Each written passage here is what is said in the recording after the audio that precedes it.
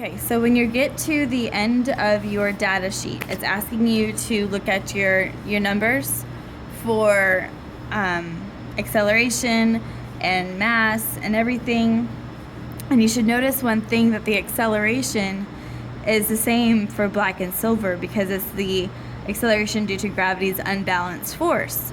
But the speed is different because of the different force amount. You should have a much higher force, and I'm going to use some fake math. It's not the same numbers you should have. But let's say that one of your marbles has a mass of, let's say, 10 grams. Okay?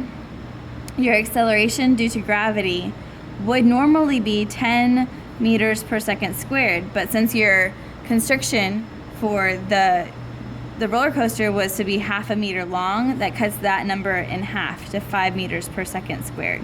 So what you do is you use your force equals mass times acceleration, or your triangle, whichever one you want to use, and you plug in your numbers. You would do 10 grams times 5 meters per second squared, which would equal 50 newtons. So your answer here would be 50.